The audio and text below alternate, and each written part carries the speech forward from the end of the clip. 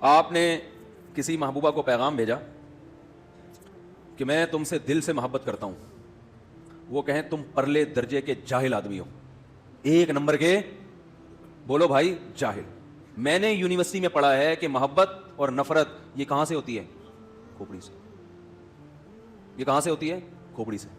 یہ دل سے اس کا کوئی تعلق نہیں ہے۔ جاؤ، میں نے تمہارے رشتے کو نامنظور۔ اب دوبارہ جب آپ نے ٹرائی کیا کہیں اور، تو اب آپ کہہ رہے ہیں میں تم سے دماغ سے محبت کرتا ہوں، برین سے۔ وہ کہے گی تو پاگل ہے تجھے محبت کے اظہار کا طریقہ نہیں آتا، پتلی گلی سے نکل۔ تو بھائی، نہ دل سے محبت کا اظہار کا لفظ استعمال کرنا سائنس کے خلاف ہے، سمجھ رہے ہو نا؟ نہ یہ کہنا، اور یہ دماغ سے محبت کا اظہار کرنا سائنس کے حساب سے تو ٹھیک ہے، لیکن خود دماغ کے حساب سے ٹھیک، دماغ کہتا ہے یہ سائنسی تھیوری کا موقع نہیں ہے، یہ کھوپڑی استعمال کر تو دل سے ہی محبت کرے گا۔ دلوں میں تیر گھسائے ہوئے ہوتے ہیں نا، وہ تصویریں جو بنی ہوئی ہوتی ہیں دل میں تیر۔ حالانکہ تمام تر ٹینشن جب محبت ناکام ہوتی ہے تو دل کے بجائے کس کو ہوتی ہے؟ دماغ کو ہوتی ہے۔ اب قرآن بھی اسی انداز سے بات کرنا شروع کر دیتا۔ عرب کہتے ہیں یہ تو بلاغت کی کتاب نہیں ہے، یہ کس انداز میں بات کر رہا ہے؟ باقی قرآن نے جو دل کی طرف نسبت کی ہے وہ نسبت بھی غلط نہیں ہے، کیونکہ دل کا دماغ سے سب سے زیادہ گہرا رشتہ ہے، اس میں بھی بلاغت چھپی ہوئی ہے۔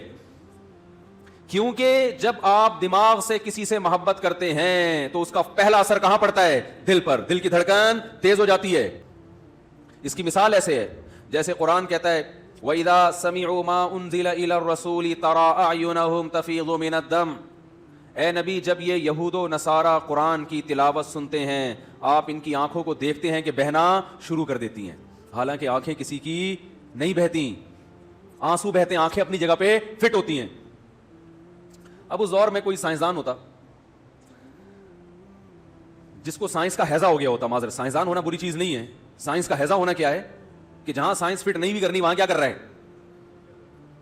وہ ایک حکیم صاحب نے مجھے بتایا کہ میرے گھر میں کھانا پکتا ہے تو گھر والے میرے خلاف ہو گئے ہیں، کیونکہ وہ ہر وقت غذاؤں کے بارے میں نا گھر والوں نے کہا چنے کی دال پکے گی تو میں کہتا ہوں، وہ حکیم کہتے ہیں میں کہتا ہوں اس کے ساتھ ماش ملا لو، اس سے بیلنس ہو جائے گا۔ یہ خشک ہوتی ہے، وہ کیا ہوتی ہے؟ ذرا تر ہوتی ہے۔ تو سارا دن وہ کیا کرتے رہتے ہیں غذاؤں میں۔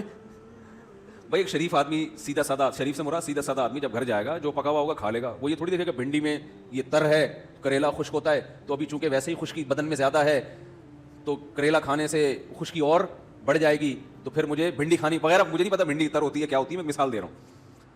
وہ جو پکا ہوگا تمیز سے کھا لے گا، بولے گا کھانے کا مقصد حاصل ہو گیا، طاقت آ گئی، نکل لے گا پتلی گلی سے، ٹھیک ہے نا۔ حکیم صاحب جب گھر میں جائیں گے تو کیا ہوگا؟ ایک تو نارمل حکیم ہوتے ہیں وہ بھی گھر جاتے ہیں تمیز سے کھا لیتے ہیں، مگر اگر خدا نخواستہ حکمت کا ہیضہ ہو گیا آپ کو، حکیمی کا کیا ہو گیا؟ ہیضہ، تو سارا دن بیٹھ کے بیلنس ہی کرتا رہے گا نا۔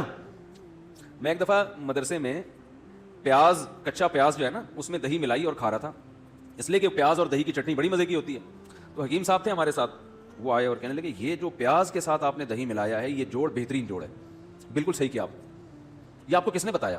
مجھے کہنے لگے پیاز میں پتہ نہیں کیا ہوتا ہے اور دہی اس کا بیلنس کر دیتی ہے اس کے سائڈ افیکٹ کو، یہ آپ کو کس نے بتایا؟ میں نے کہا مجھے نہیں، مجھے تو مزہ آ رہا ہے بھائی کھانے میں، سیدھی سیدھی پیاز دہی کا ملاپ کیا ہے؟ ہٹو بچوں ہے، خاندانی ملاپ۔ ہم جو شربت میں نیمبو ملا کے پیتے ہیں اس لیے تھوڑی کہ وٹامن سی کا تناسب اس میں بڑھ جاتا ہے اور پھر وہ اس سے آپ کے جو امیون سسٹم، جو ہمارا جو دفاعی نظام ہے وہ وٹامن سی سے کیا ہوتا ہے؟ بول لو نا، مضبوط ہوتا ہے نا، وہ بڑا مضبوط ہو جاتا ہے۔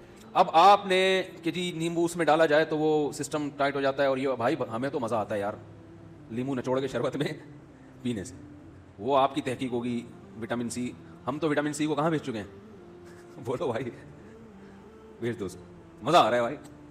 تو اسی طرح بات یہ چل رہی تھی کہ آپ نے کسی محبوبہ سے کہہ دیا کہ میرا دل تم پہ عاشق ہے، وہ میڈیکل سائنس کی اسٹوڈنٹ تھی، اس نے کہا تم تو بالکل جاہلوں والی باتیں کر رہے ہو، یہ تو 200 سال پہلے بلکہ 1000 سال پہلے ریسرچ سے ثابت ہو چکا ہے کہ عشق دل سے نہیں بلکہ کہاں ہوتا ہے؟ دماغ سے ہوتا ہے۔ تو آپ اس سے کہیں گے بھائی تو رہنے ہی دے، تیرے ساتھ گزارا بولو بھائی نہیں ہے۔ تو قرآن ایک بلاغت کی کتاب ہے۔ ہاں میں یہ عرض کر رہا تھا کہ قرآن میں کیا آتا ہے وَإِذَا سَمِعُوا مَا أُنزِلَ إِلَى الرَّسُولِ، جب رسول پہ جو کلام نازل ہوا یہ دیکھتے ہیں تَرَىٰ أَعْيُنَهُمْ تَفِيضُ مِنَ الدَّمْعِ، آنسوؤں سے ان کی آنکھیں بہنا شروع کر دیتی ہیں، حالانکہ آنکھیں کسی کی نہیں بہتی۔ جب نبی صلی اللہ علیہ وسلم پر یہ آیت نازل ہوئی آپ نے عربوں کو پڑھ کے سنائی تو کسی عرب نے یہ اعتراض نہیں کیا کہ تحقیق سے پتہ چلتا ہے کہ آنکھیں نہیں بہتی بلکہ کیا بہتے ہیں؟ آنسو۔ وہ سمجھتے تھے بھائی ان کا مطلب کیا ہے، مقصد یہ کہ بہت زیادہ روتے ہیں بس، اس کے علاوہ اور کوئی مقصد نہیں ہے۔ دیکھو ہم عام محاوروں میں کہتے ہیں کہ فلاں کی آنکھیں سو گئی ہیں، کہتے ہیں نا. حالانکہ آنکھ نہیں سوئی ہوتی, سویا کیا ہوتا ہے؟ دماغ. لیکن اس کا اثر کہاں ظاہر ہوتا ہے؟ آنکھ پر. اور ایسا اثر کہ نظر آ رہا ہوتا ہے. اثرات تو اور بھی جگہ پہ ظاہر ہوتے ہیں, مگر اس کے لیے سائنسی تحقیق کے ہم محتاج ہیں. آنکھ پہ جو اثر ظاہر ہوتا ہے وہ فی البدیہی ہی نظر آتا ہے. تو اسی طرح قرآن دل کی طرف نسبت کرتا ہے, اس لیے کہ دماغ میں جب بھی کوئی چیز داخل ہوتی ہے, محبت یا خوف, اس کا فوری اثر کہاں آتا ہے؟ دل پہ. دل کی دھڑکن تیز ہو جاتی ہے. تو اس لیے ساری دنیا میں جب بھی کسی سے محبت یا خوف کا تذکرہ کیا جاتا ہے, یہاں تک کہ سائنسدان اپنی لیبارٹری سے باہر جب اس بات کا تذکرہ کرے گا تو وہ بھی کس کی طرف نسبت کرے گا؟ دل کی طرف.